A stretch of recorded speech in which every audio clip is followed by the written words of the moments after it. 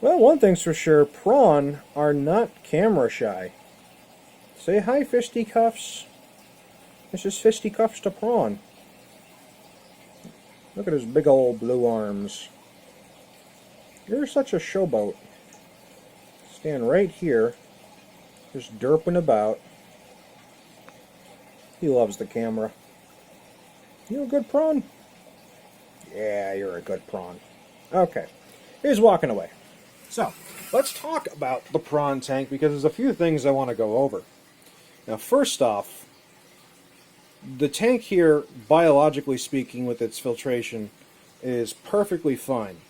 So, the cycle is super strong, the plants grow quite nicely, the inhabitants are quite happy, but because we're using hard water from my well in here, there's a ton of nutrients in the water for algae to grow, and grow it does. Holy cow, there is a lot of algae all over this place.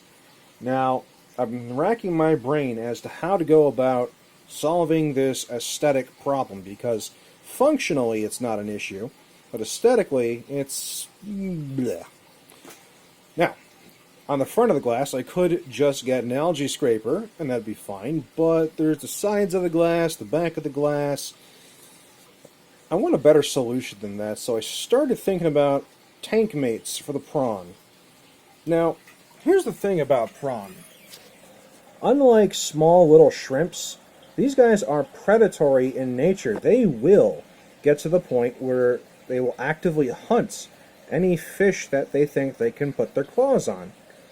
Now, in order to monitor where they're at in terms of their aggression, I have put a platy in the tank, and this platy has been in here for like a week, and he's doing pretty good actually, better than I thought. So I've been able to monitor how the prawn reacts to a fish, and honestly, they don't seem to care all that much. They just kind of derp around and do their own thing. Little platy buddy is just, having the time of his life swimming around a bigger tank. So he's just, doing his thing. Now, that's good, because that gives me an idea of how they're going to act with another fish. Now, the fish I choose has to be resilient, so good strong scales, has to get big enough that when it's an adult alongside the prawn, it doesn't look like food to the prawn, and is fast enough to just kind of scurry away if the prawn are being kind of territorial at that particular moment. Now, when I put all those things in mind, in addition to the requirement of it having to kind of gnaw on the algae, the first thing that really pops into my head is a bushy-nosed pleco, or bristle-nosed pleco, however you want to call it. So I went around to my local pet stores, and unfortunately, they only had very tiny baby bushy-nosed plecos. This could be an issue. I didn't want to risk buying a fish only for it to become prawn food. However, I did have a substitute to do some preliminary research with. I have an autosynclus. This autosynclus has been in many of my tanks, and he nom-noms on the algae all day long. And he's a good little, peaceful fish, small fish. Heck, I can put these with my Neocardinia davidi shrimp, and this guy wouldn't bother the shrimp in the slightest. So he would be a very easy target, being so small and also being kind of a bottom feeder, sharing a lot of the lower territory of the tank. He's been in here for about 2 days, and he's actually doing quite fine. I have seen the prawn go up to this fish, and sometimes the prawn get curious and they poke the fish, but I've never seen them successfully grab the autosynclus here. And I've never seen the autosynclus get in a position where he couldn't just swim away to a different part of the tank. He's still an active fish, he's still doing quite fine, but this is kind of a proof of concept that maybe I can put a small baby bristle-nosed pleco in this tank, and perhaps as the prawn grow, so will the pleco, which would be awesome, because if I can keep their sizes relatively similar, the pleco will be big enough to not really care about eating the prawn, and the prawn will be big enough to not be intimidated by the pleco, and the pleco will be big enough for the prawn to not look at it and say, hey, I'm going to try and attack and eat you. So maybe I can reach some sort of equilibrium with that setup. So now that I've been running this test for a few days, I'm pretty confident that I can put a pleco in here and, well, test it out. Honestly, it's all just theory. I've talked to other prawn owners with a specific species say that their bushy-nosed plecos did not have a fun time with their prawn. I don't know the details of it. Sometimes when you have a fish and another creature grow up together, they're more tolerant of each other's existence, cohabitating the same tank. Prawns seem to be much more intelligent than the average invertebrate. Or at least that's what I think, after observing them for so long. So the idea is, alright, bushy-nosed pleco. Get it small.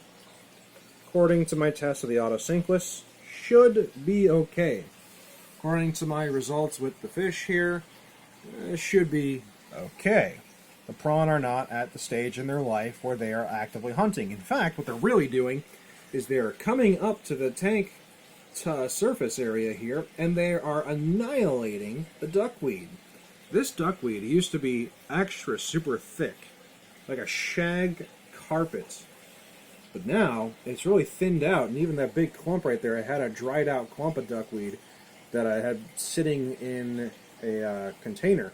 And I threw it in there because I'm like, well, crap, I'm going to run out of duckweed at this rate. Which is kind of crazy, because duckweed is known for reproducing like crazy. I'm actually kind of astounded that the prawn are annihilating it and eating it as fast as they are. But in addition to the duckweed, I also feed them every day their diet of sinking fish pellets. So, you know, this is bottom feeder food, specifically tailored to invertebrates. So it's not like these guys are really all that hungry. They don't really have much of a need to hunt. They are still growing, so they are still very hungry, and they will continue to nom nom on whatever they can get. But from what I can tell so far, adding a fish shouldn't be as big of an issue as I thought it was. Still, it has its inherent risks, but I think I'm okay with that risk, because I'm pretty sure you'll be fine. Only one way to find out, and hey, if there's a failure on my end, at least people in the future will know so they don't make the same mistake themselves. So, that's pretty much what's going on with this tank.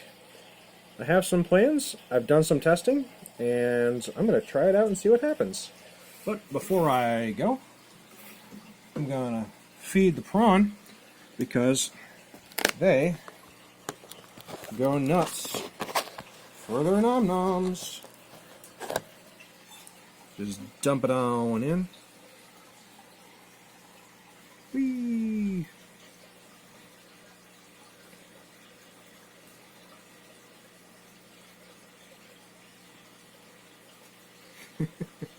They know it's food time. Whenever they see me, they come to the front of the tank and they expect me to drop a bunch of food in. And I do.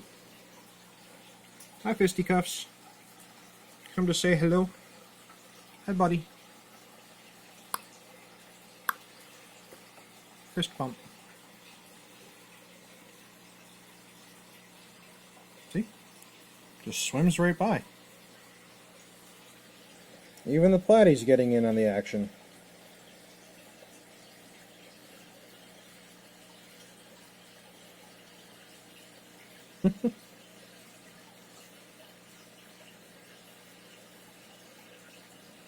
See, the prawn don't really seem to care as long as they've got other sources of food. I don't think it's going to be an issue, guys. Maybe other people definitely have, you know, prawn that are aggressive, and they are territorial and aggressive, but they seem to be much easier to handle than like dwarf crayfish. That's for sure. So, all right, well, that's pretty much the video, guys. Thanks for watching. I appreciate you know, coming by and looking at my little projects.